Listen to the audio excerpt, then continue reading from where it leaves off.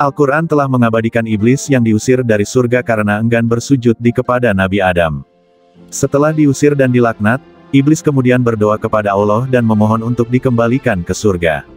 Berilah aku penangguhan waktu sampai hari mereka dibangkitkan. Quran Surat Al-A'raf 14.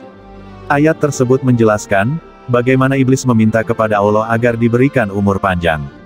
Allah pun telah menjawab doa iblis tersebut, benar, kamu yang termasuk diberi penangguhan waktu. Quran Surat Al-A'raf 15. Penangguhan waktu yang panjang, dimanfaatkan iblis untuk memasyarakatkan manusia. Godaan iblis terhadap manusia sangatlah banyak, mulai dari hawa nafsu hingga perbuatan tercela yang menimbulkan dosa. Allah pun membenci sifat yang dimiliki iblis.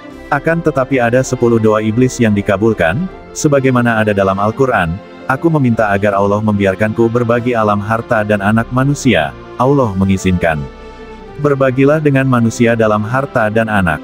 Dan janjikanlah mereka tetapi tidaklah janji setan kecuali semua itu tipuan. Quran Surat Al-Isra 64. Ayat tersebut menjelaskan, iblis akan makan dari harta yang tak disangkakan, iblis juga akan makan makanan haram yang dicampur riba dan yang tidak dibacakan doa atas nama Allah.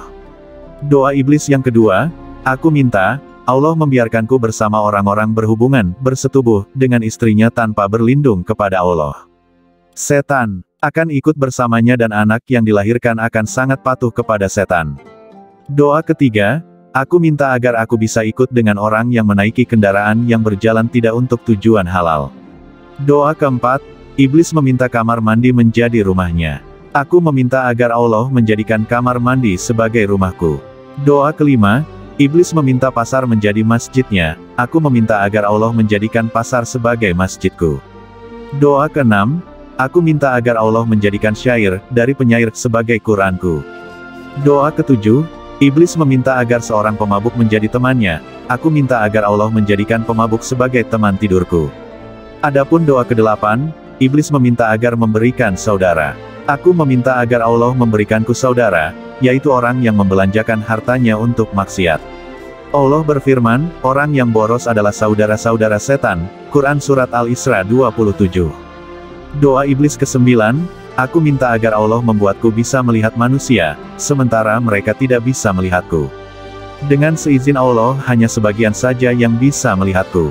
Dan doa iblis yang ke-10 yang dikabulkan oleh Allah adalah, agar iblis bisa ada dalam aliran darah manusia, aku meminta agar Allah memberiku kemampuan untuk bisa mengalir dalam aliran darah manusia.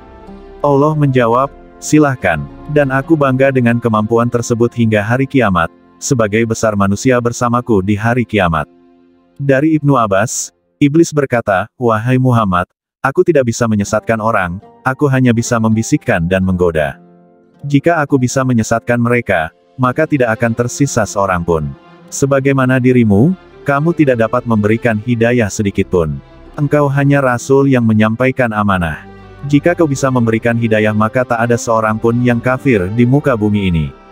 Bahkan engkau hanya bisa menjadi penyebab untuk orang yang telah ditentukan sengsara hidupnya. Orang bahagia adalah orang yang telah ditulis bahagia sejak di perut ibunya, sedangkan orang yang sengsara, adalah orang yang telah ditulis sengsara sejak dalam kandungan. Hadis riwayat Muaz bin Jabal.